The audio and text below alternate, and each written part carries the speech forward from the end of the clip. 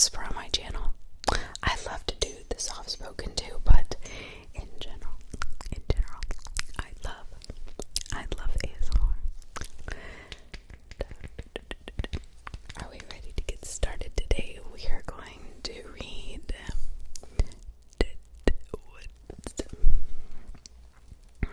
by Algernon Blackwood.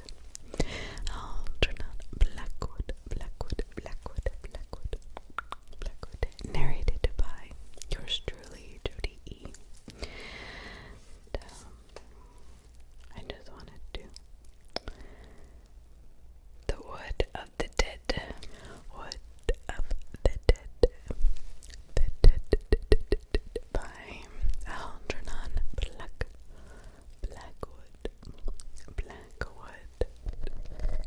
So today. Alright, Algernon Blackwood, The Wood of the Dead. One summer in my wanderings with a knapsack, I was at a lunch in the room of a wayside inn in the western country, when the door opened and there entered an old rustic who crossed close to my end of the table and sat himself down very quietly in the seat by the bow window. We exchanged glances, or properly speaking, nods, for at the moment I did not actually raise my eyes to his face. So concerned was I with the important business of satisfying my appetite, gained by tramping 12 miles over a difficult country. The fine, warm rain of 7 o'clock, which had since risen in a kind of luminous mist about the treetops, now floated far overhead in a deep blue sky, and the day was settling down into a blaze of golden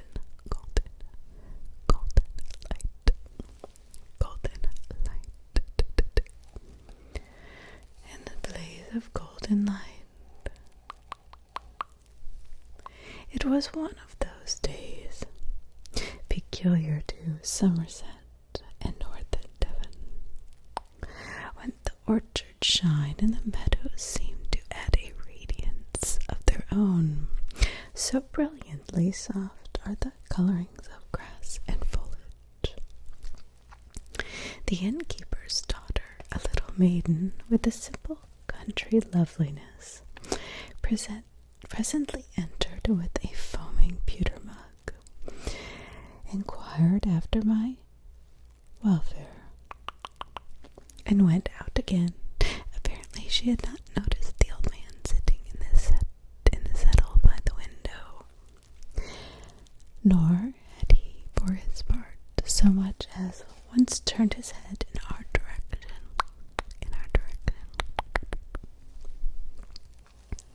Under ordinary circumstances, I should probably have given no thought to this other occupant.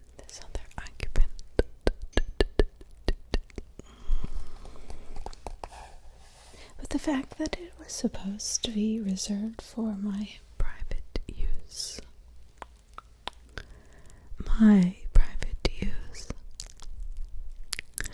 and the singular thing that he had sat looking aimlessly out of the window with no attempt to engage me in conversation drew my eyes more than once, somewhat curiously upon him, and I soon caught myself wondering why he sat there so silently and always with averted head. He was, I saw, a rather bent old man in rustic dress, and the skin of his face was wrinkled like that of an apple. Corduroy trousers were caught up with a string below the knee, and he wore a sort of brown fustian jacket that was very much faded. His thin hand rested upon a stoutish stick. He wore no hat and carried none, and I noticed that he, on his head covered with silvery hair, was finely shaped and gave the impression of something noble. Though rather piqued by his studied disregard of my presence, I came to the conclusion that he probably had something to do with the little hostel and had a perfect right to use this room with freedom.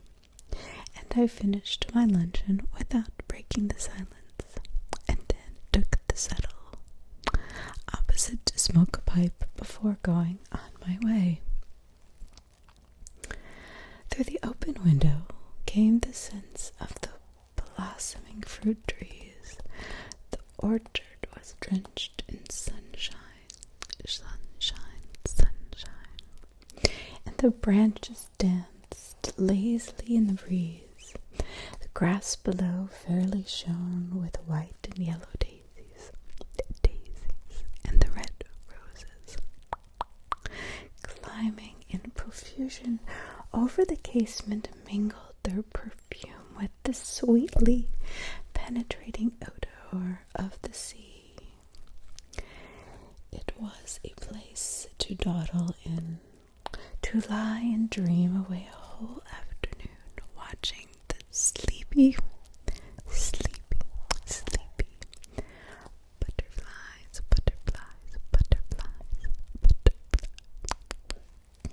and listening to the chorus of birds which seemed to fill every corner of the sky. Indeed, I was already debating in my mind whether to linger and enjoy it all instead of taking the strenuous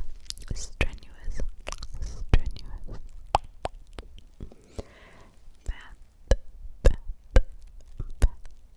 over the hills, when the old rustic in the settle opposite suddenly turned his face towards me for the first time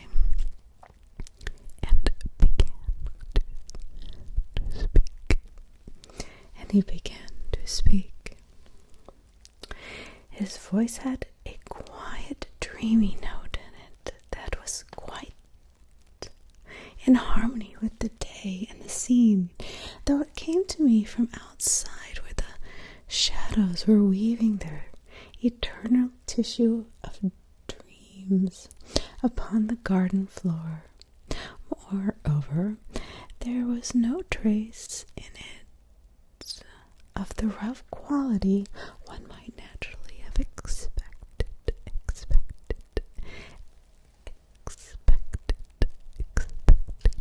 And now that I saw the full face of the speaker for the first time, I noted with something like a start that the deep, gentle eyes seemed far more in keeping with the timbre of the voice than with the rough and very countrified appearance of the clothes and manner.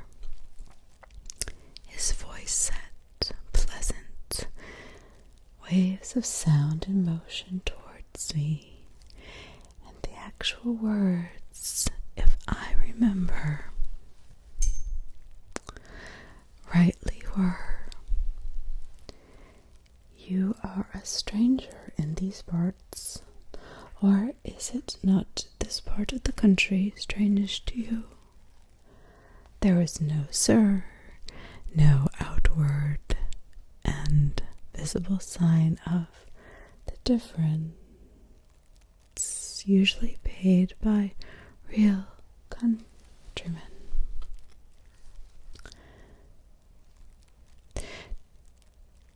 to the folk of the town-bred visitor, but in its place a gentleness, almost a sweetness, sweetness of polite sympathy that was far more of a compliment than either.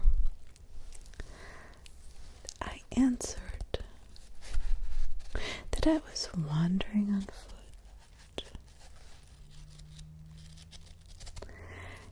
Yes, through a part of the country that was wholly new to me, and that I was surprised not to find a place of such idyllic loveliness marked upon my map. I have lived here all my life, he said, with a sigh, and I am never tired of coming back to it again. Then you no longer live in the immediate neighborhood? Oh, no, I have moved, he answered briefly, adding after a pause in which his eyes seemed to wander wistfully to the wealth of blossoms beyond the window. But I am almost sorry for not. Nowhere else have I found the sunshine lie so warmly, the flowers smell so sweetly, or the winds and streams make such tender music.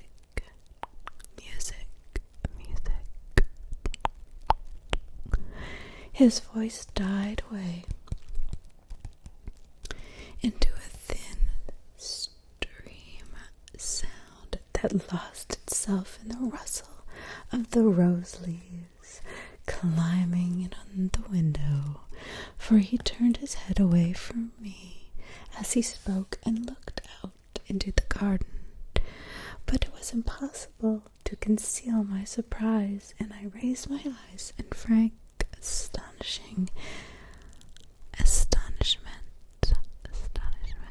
on hearing so poetic an utterance from such a figure of a man, though at the same time realizing that it was not in the least inappropriate, and that in fact no other sort of expression could have properly been expected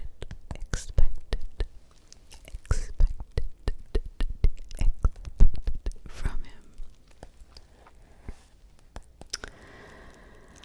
I am sure you are right, I answered at length, when it was clear he had ceased speaking. Or there is something of enchantment here, of real fairy-like enchantment, that makes me think of the visions of childhood days, before one knew anything of. I had been oddly drawn into his vein of speech, some inner voice compelling me. But here the spell passed, and I could not catch the thoughts that had a moment before opened a long vista before my inner vision. To tell you the truth, I concluded lamely, the place fascinates me, and I am in two minds about going further. Even at this stage, I remember thinking it odd that I should be talking to this with a stranger whom I met in a country inn, for it has been one of my failings that to strangers my manners are brief and almost to surliness.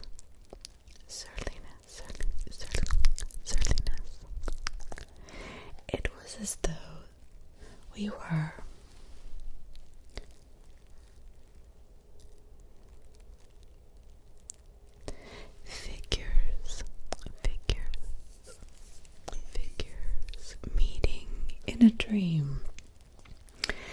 speaking without sound. Obeying laws not operative in the everyday working world, and about to play with a new scale of space and time, perhaps. But to my astonishment, passed quickly into an entirely different feeling. When I became aware that the old man opposite of me had turned his head from the window again, and was regarding me with eyes so bright they seemed almost to shine with an inner flame. His gaze was fixed upon my face with an intense ardor, and his manner whole had suddenly become alert and concentrated. There was something about him I now felt for the first time that made little thrills of excitement, ASMR, run up and down my back.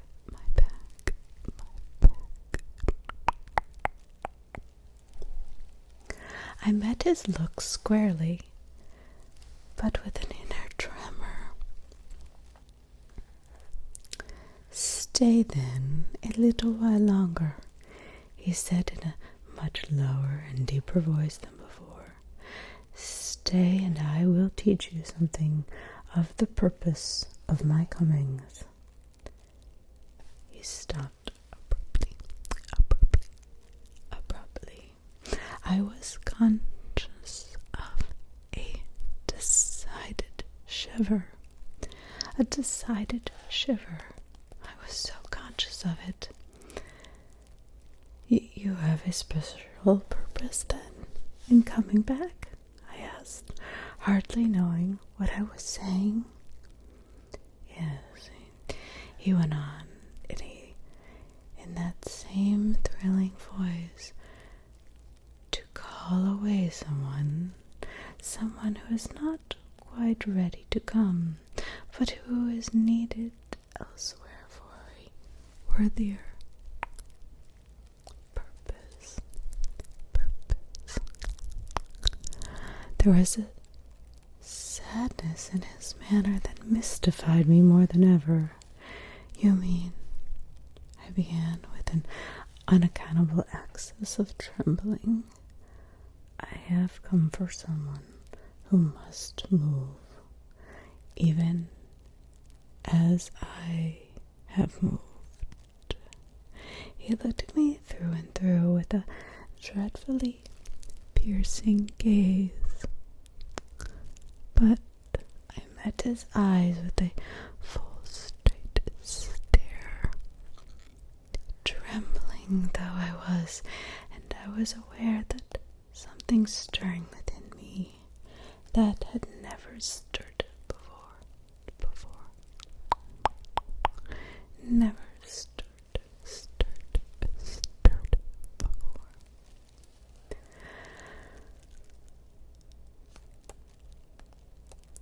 Though for the life of me, I could not have put a name to it, or have analyzed its nature. Something lifted and rolled away. For one single second, I understood clearly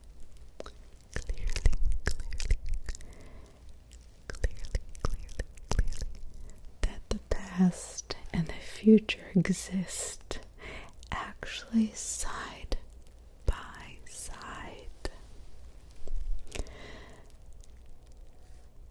in one immense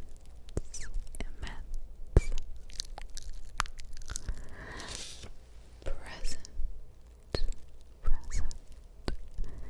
that it was I who moved to and fro among shifting protean appearances,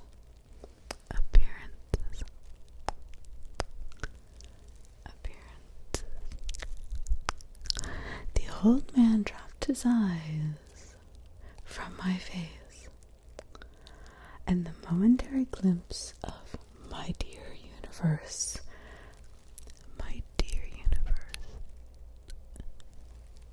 passed utterly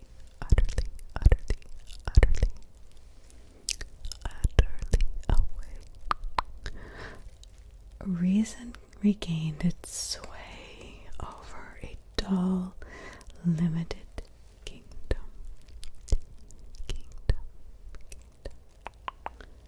A dull, limited kingdom.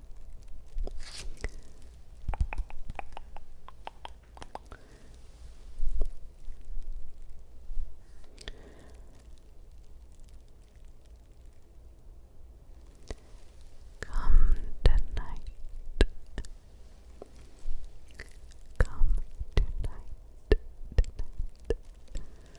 I heard the old man say, "Come to me tonight in the wood of the dead. Come to me tonight in the wood of the dead. Come at midnight." Involuntarily, I clutched the arm of the saddle for support, for I then felt that I was speaking with someone who knew more of the real things that are and will be than I could ever know while in the body, working through the ordinary channels of sense, and this curious half-promise of partial lifting of the veil had its undeniable effect upon me. The breeze from the sea had died away outside, and the blossoms were still. A yellow butterfly floated lazily,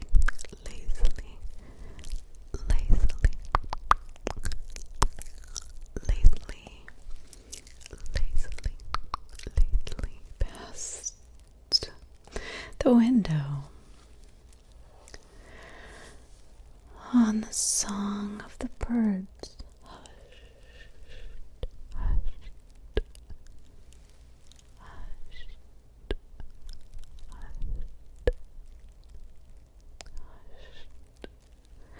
I smelled the sea. I smelled the perfume of heated summer air rising from fields and flowers.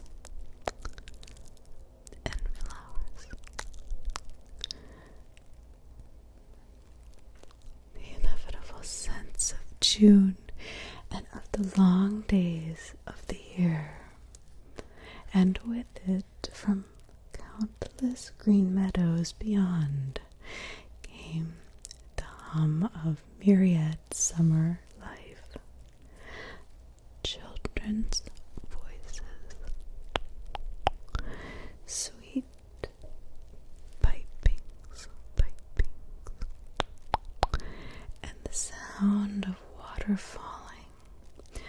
I knew myself to be on the threshold of a new order of experience, of an ecstasy.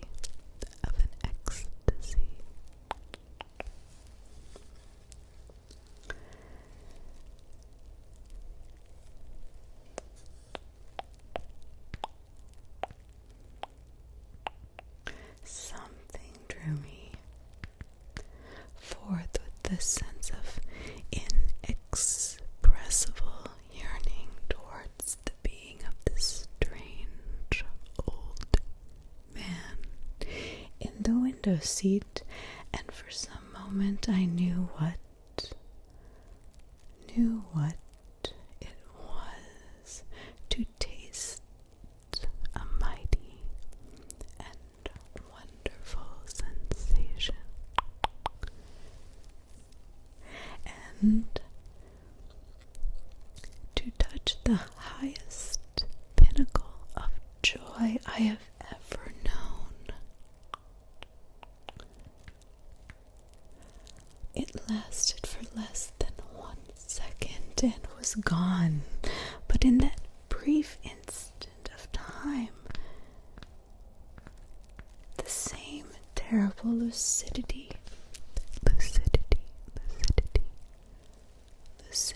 came to me that had already shown me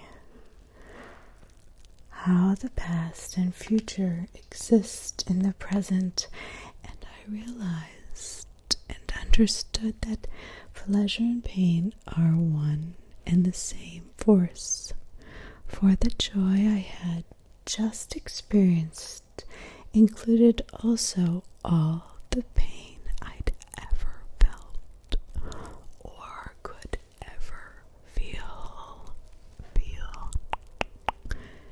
The sunshine grew to dazzling radiance, faded, passed away. The shadows paused in their dance upon the grass, deepened a moment, and then melted into the air. The flowers of the fruit trees laughed with their little silvery laughter as the wind sighed over their radiant eyes. The old tale of its personal love. Once or twice a voice called my name, a wonderful sensation of lightness and power began to steal over me. Suddenly the door opened, and the innkeeper's daughter came in. By all ordinary standards, hers was a charming country loveliness, born of the stars and wildflowers of moonlight,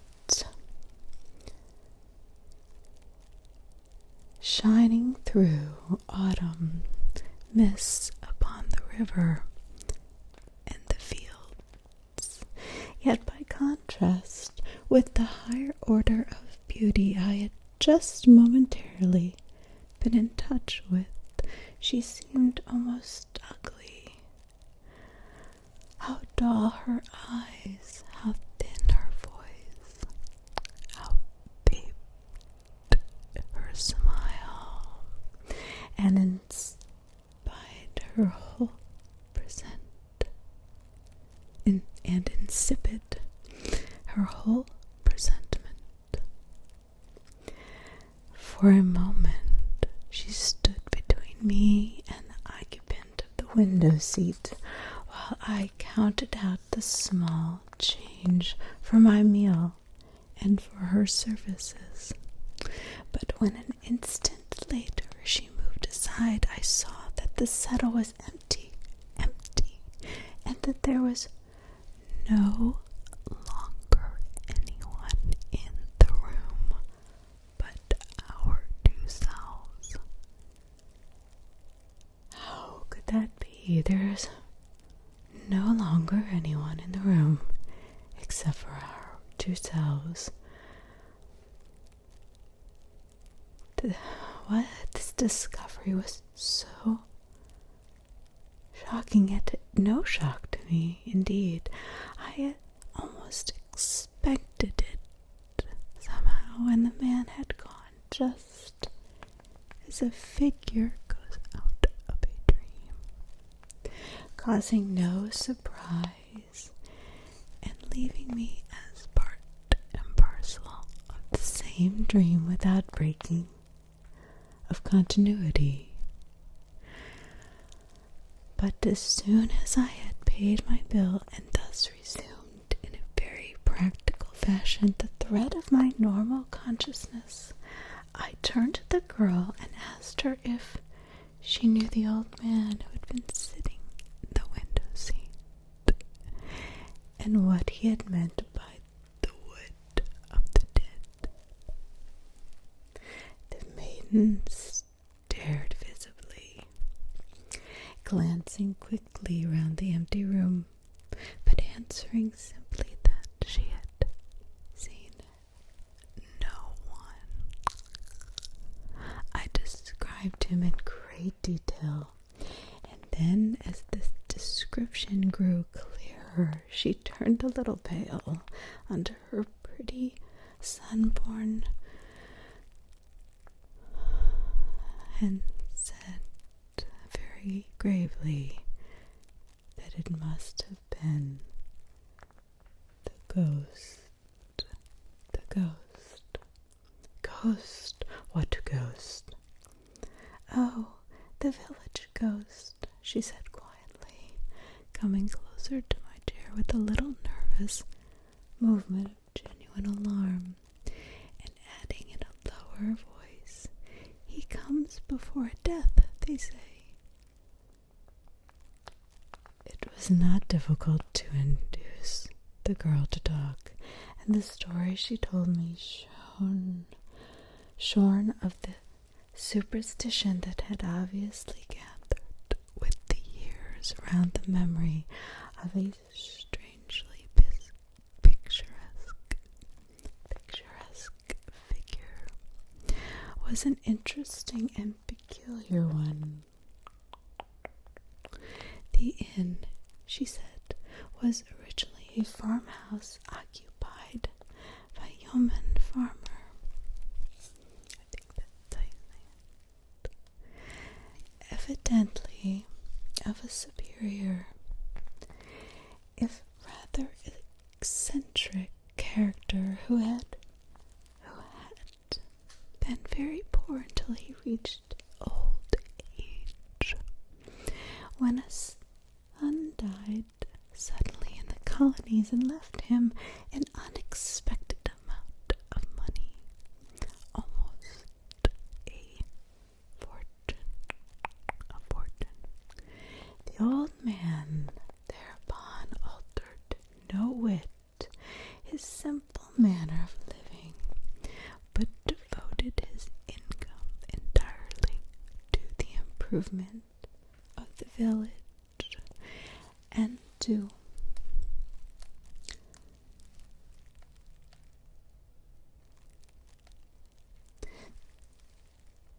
the assistance of its inhabitants.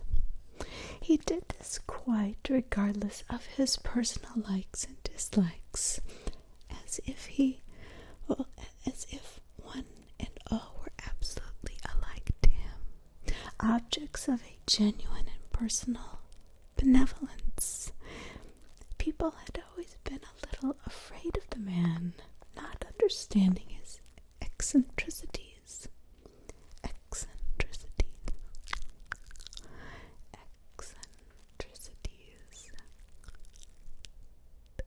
But the simple force of his love for humanity changed all that in a very short space of time, and before he died, he came to be known as the father of the village, and was held in great love and veneration by all. A short time before his end, however, he began to act queerly. He spent his money just as usefully and wisely, but the shock of sudden wealth after a life of poverty, people said, had unsettled his mind. He claimed to see things that others did not see, to hear voices and to have visions.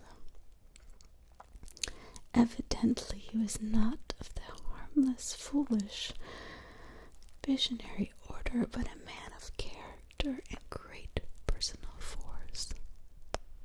For the people became divided in their opinions, and the good man regarded and treated him as a special case.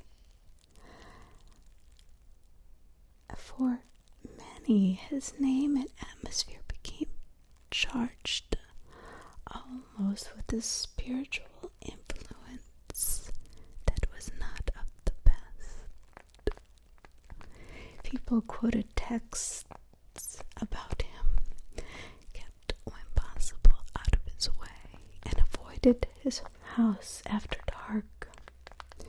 None understood him, but though the majority loved him, an element of dread and mystery became associated with his name, chiefly owing to the ignorant gossip of a few. A group of pine trees behind the farm, the girl pointed them out to me. On the slope of the hill, he said, was the wood of the dead, because just before anyone died in the village, he saw them walk into that wood, singing. None who went in ever came out again. He often mentioned the names to his wife, who usually published them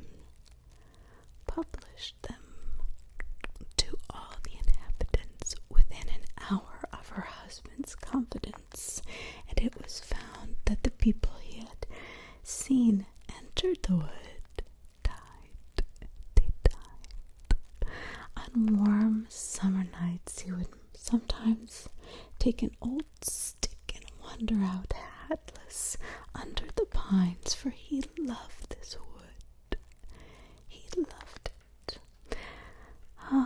And used to say he met all his old friends there, and would one day walk in there, never to return. His wife tried to break him gently of this habit, but he always had his own way, and once, when she followed and found him standing under a great pine in the thickest portion of the grove, talking earnestly to someone she could not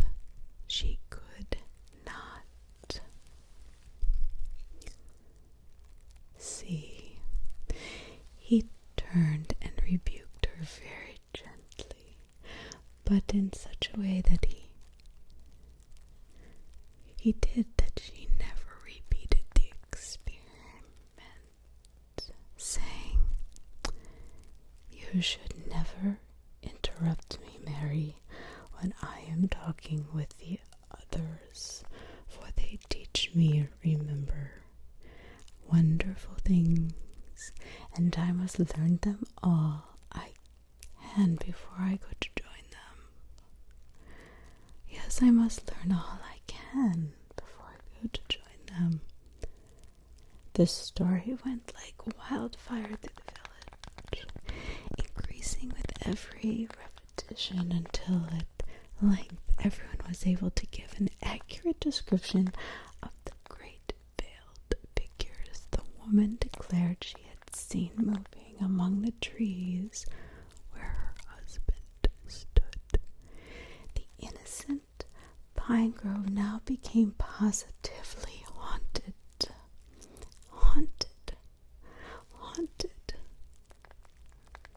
And the title of the wood of the dead clung naturally, as if it had been applied to it in the ordinary course of events by the compilers of the Ordnance Survey. On the evening of its 90th birthday, on the evening of his 90th birthday, the old man went up to his wife and kissed her. His manner was lovely and very gentle. There was something about him besides, she declared afterwards, that made him different, and her slightly in awe of him, and feel that he was almost more of a spirit than a man.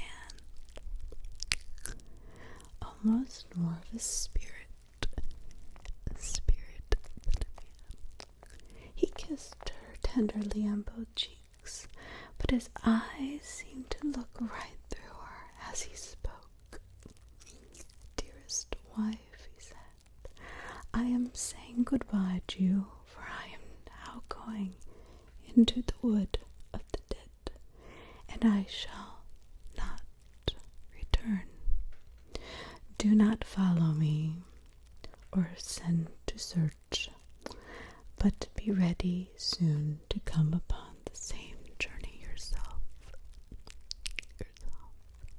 The good woman burst into tears and tried to hold him, but he easily slipped from her hands, and she was afraid to follow him.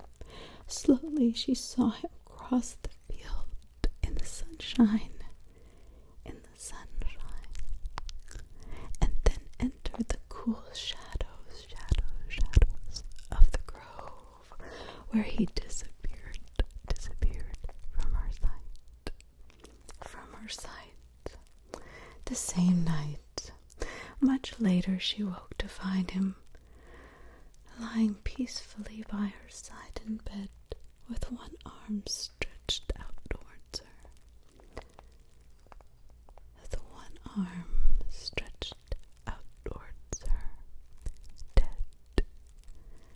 Her story was half believed, half doubted at the time, but in a very few years afterwards it evidently came to be accepted by all the countryside. A funeral service was held, to which the people flocked in great numbers, and everyone approved of the sentiment, which led the widow to add the words, "the father of the village," after the usual texts which appeared upon the stone over his grave.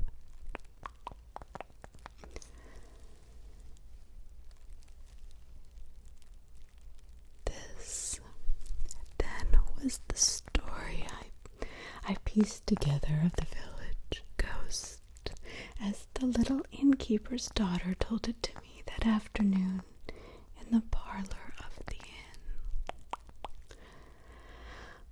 "But see, you're not the first to say you've seen him," the girl concluded,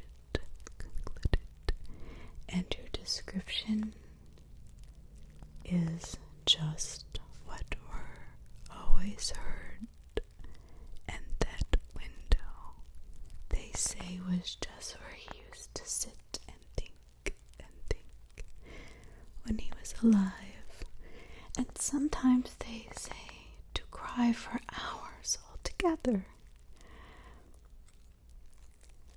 And would you feel afraid if you had seen him?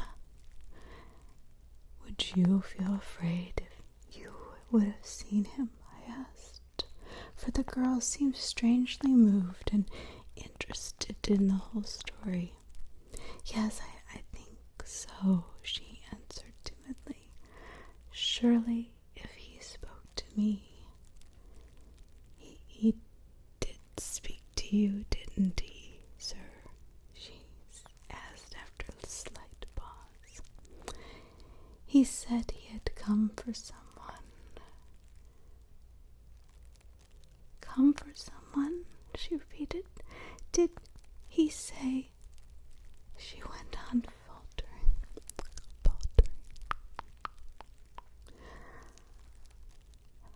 "No, he did not say for whom," I said quickly, noticing the sudden shadow on her face and the tremulous voice.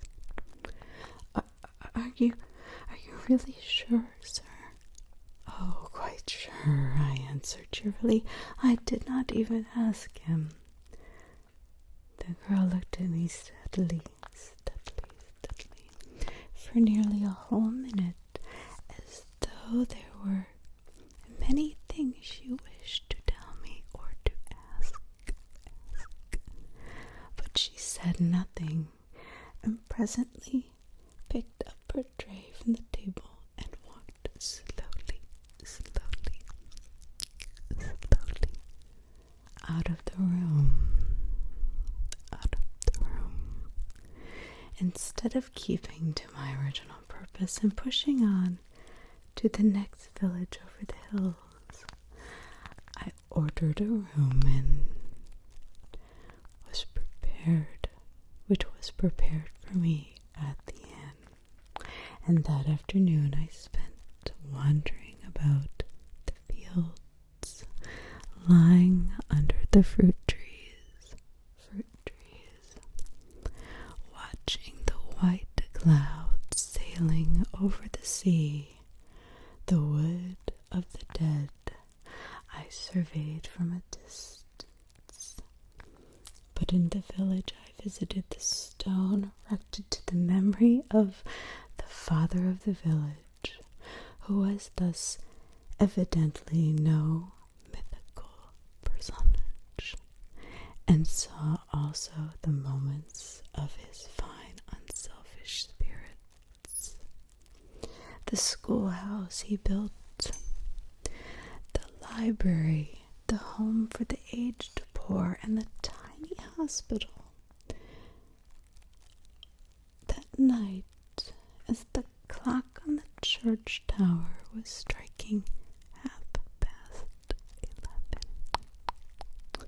I stealthily left the inn and crept through the dark orchard and over the hayfield in the direction of the hill, whose southern slope was clothed with the wood of the dead. A genuine interest impelled me to the adventure, but I was also obliged to confess to a certain sinking in my heart as I stumbled along over the field in the darkness, for I was approaching what might prove to be the birthplace of a real country myth, and a spot already lifted by the imaginative thoughts of a considerable number of people into the region of the haunted and ill-omened. The inn lay below me, and all round in the village, clustered in a soft black shadow, unrevealed by a single light. The night was moonless, yet distinctly luminous, for the stars crowded the sky, the silence of deep slumber, as everywhere to me was so still indeed that every time my foot kicked against a stone I thought the sound must be heard below in the village and waken the sleepers. I climbed the hill slowly,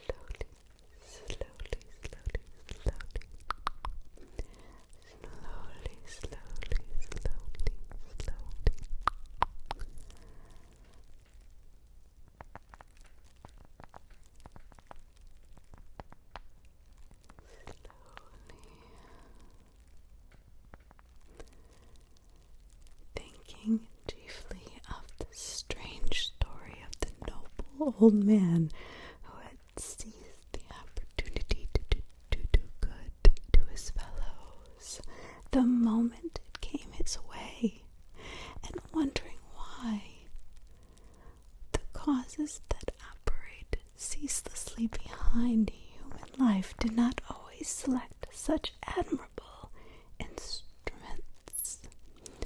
Once or twice a night the bird circled swiftly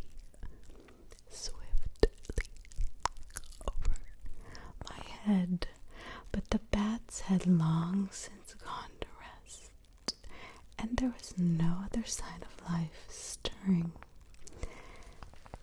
Then suddenly, with a singular thrill of emotion, I saw the first trees of the wood, of the dead rise in front of me in a high black wall. Their crests stood up like giant spears against the starry sky, and though there was no perceptible moment of the inn lay below me, and all around in the village, clustered in a soft black shadow, unrelieved by the single light.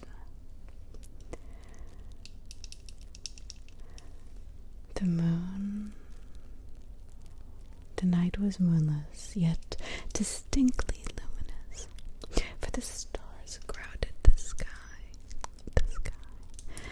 The silence of deep slumber was everywhere, so still indeed that every time my foot kicked against a stone, I thought the stone must be heard below in the village and waken the sleepers. I climbed the hill slowly, thinking chiefly of the strange story of the noble old man who had seized the opportunity to do good to his fellows.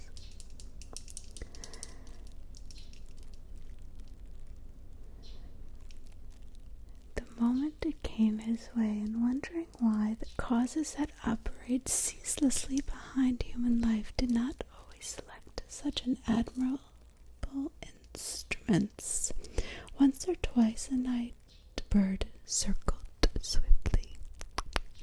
swiftly over my head. But the bats had long since gone to sleep, and there was no other sign of life stirring. Then suddenly, with a singular thrill of emotion, when I saw the first trees of the wood of the dead rise in front of me in a high black wall, their crests stood up like giant spears against the starry sky, and though there was no perceptible moment of the air on my cheek, I heard a faint rushing sound among the branches as the night breeze passed to and fro over their countless little needles.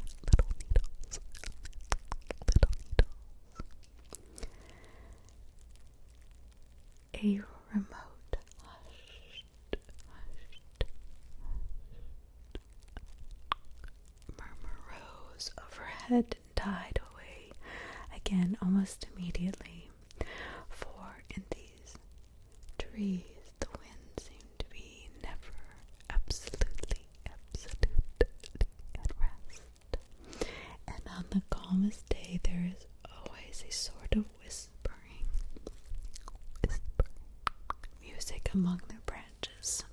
For a moment I hesitated on the edge of this dark wood and listened intently. Delicate perfumes of earth and bark stole out to meet me. Impenetrable darkness faced me. The only consciousness that I was obeying an order strangely given and included a mighty privilege enabled me to find the courage to go forward and step in boldly under the trees. Instantly the shadows closed in upon me, and something came forward to meet me from the center of the darkness. It would be easy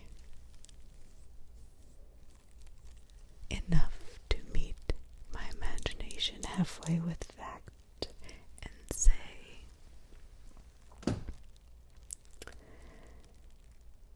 that a cold hand grasped my own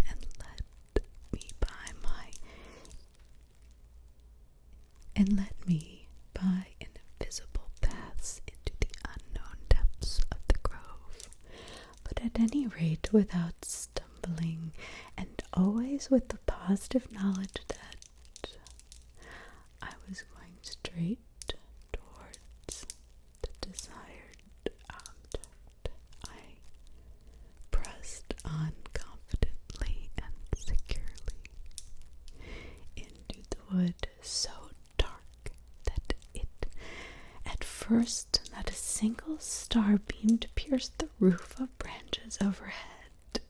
And as we moved forward side by side, the trees shifted silently past us in long lines, row upon row, squadron upon squadron, like the units of a vast, soundless army.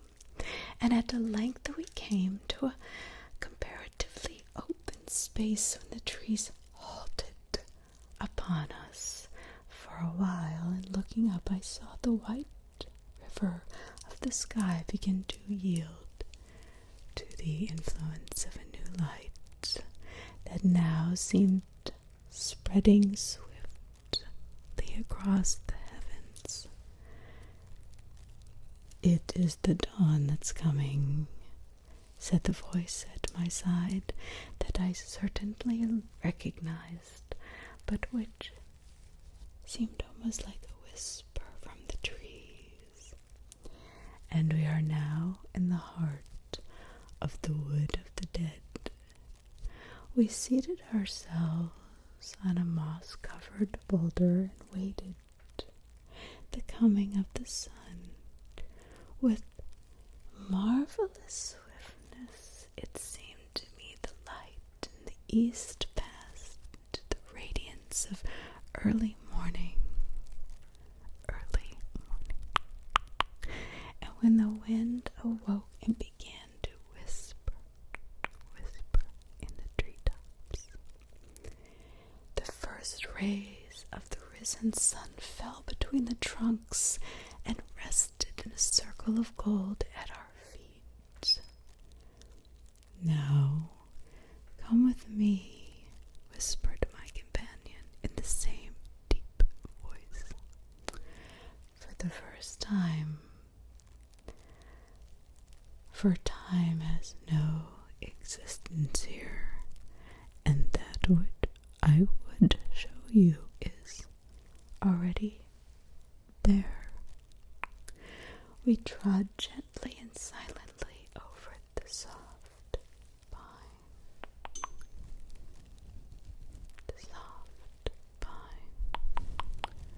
needles. Already the sun was high over our heads, and the shadows of the trees coiled closely about their feet. The wood became denser again, but we passed through little open pits where we could smell the hot sunshine and the dry baked pine needles. The pine needles.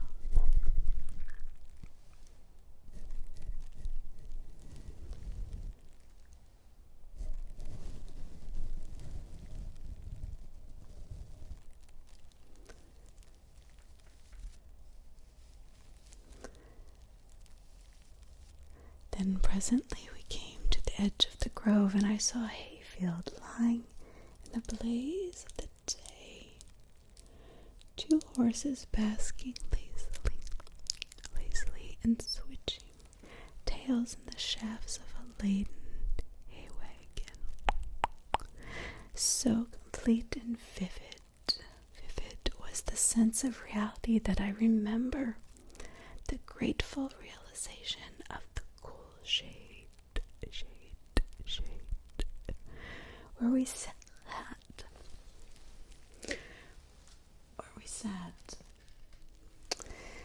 And at length we came to comparatively open space where the trees halted upon us for a while, and looking up I saw the white river of the sky begin to yield to the influence of a new light that now seemed spreading swiftly across the heavens.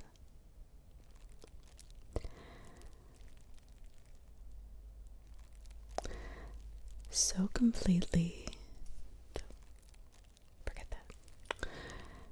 completely and vivid was the sense of reality that I remember the grateful realization of the cool shade, where we sat and looked upon the whole hot world beyond. The last pitchfork had tossed up its fragrant burden, and the great horses were already straining in the shafts after the driver, as he walked slowly in front with one hand upon their bodies and upon their bridles. He was a stalwart fellow with sunburned neck and hands. Then for the first time I noticed, perched aloft upon the trembling throne of hay, the figure of a slim young woman. I could not see her face, but her brown hair escaped in disorder from a white sunbonnet, and her still browner hands held a well-worn hay rake. She was laughing and talking with the driver, and he, from time to time, cast up at her ardent glances of admiration, glances that won instant smiles and soft blushes in response. The cart presently turned into the roadway that skirted the edge of the wood where we were sitting. I watched this scene with intense interest and became so absorbed that I quite forgot the manifold, strange steps by which I was permitted to become a spectator. "Come down and talk with me," cried the young fellow, stopping a moment in front of the horses and opening wide his arms. "Jump and I'll get you."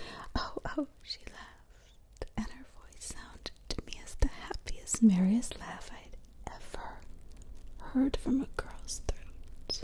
Oh, that's all very well, but remember I'm queen of the hay, and I must ride. "Then I must come and ride beside you," he cried, and began at once to climb up by way of the driver's seat. But with a peal of silvery laughter, she slipped down easily over the back of the hay to escape him, and he ran a little way along the road.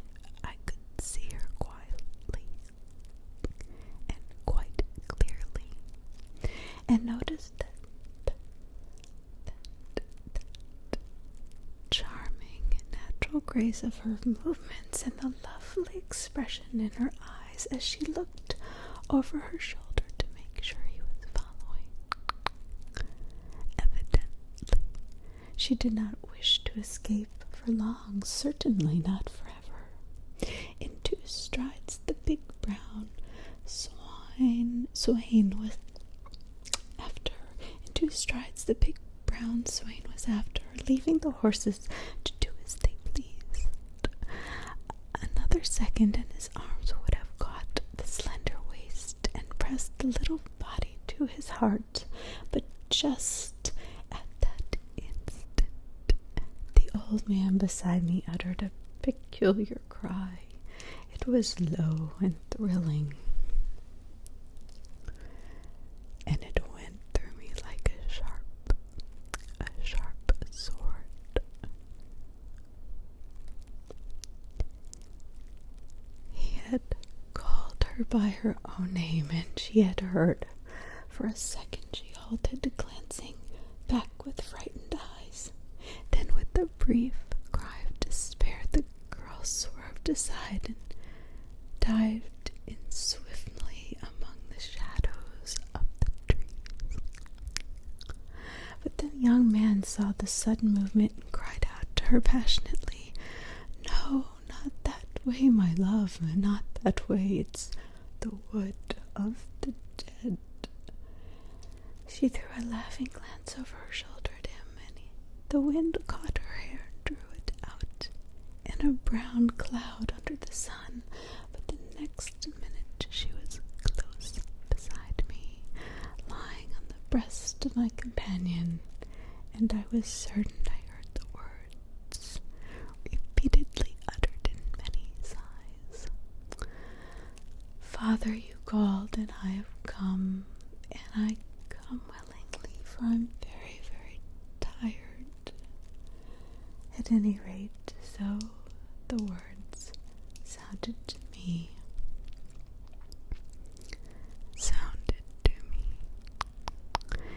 And mingled with them, I seemed to catch the answer in that deep, thrilling whisper I already knew.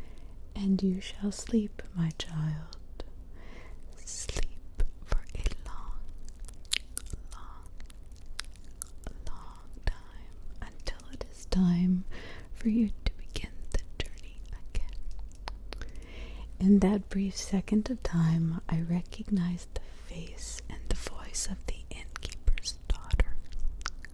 But the next minute a dreadful wail broke from the lips of the young man, and the sky grew suddenly as dark as night.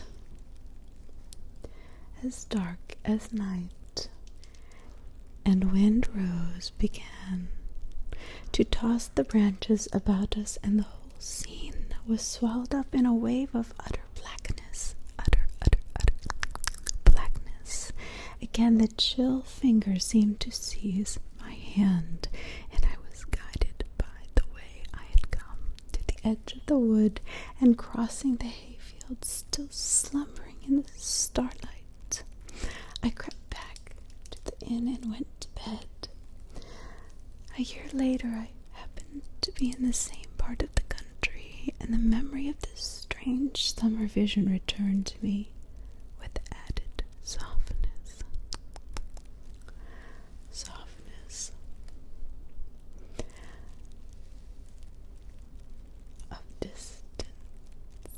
Returned to me with the added softness of distance.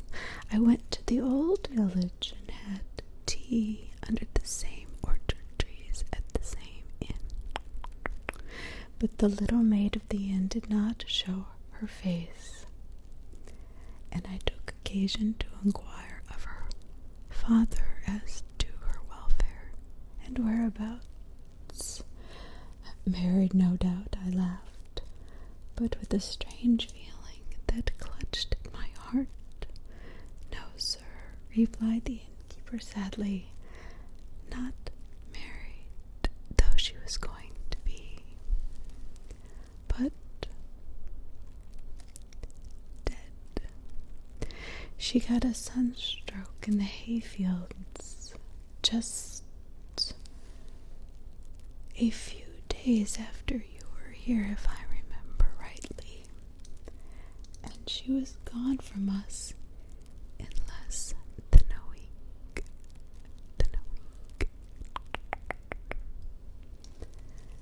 She was gone from us in less than a week. I hope you all have enjoyed this clicky and whispered soft-spoken version of The Wood of the Dead by Algernon Blackwood. Algernon Blackwood.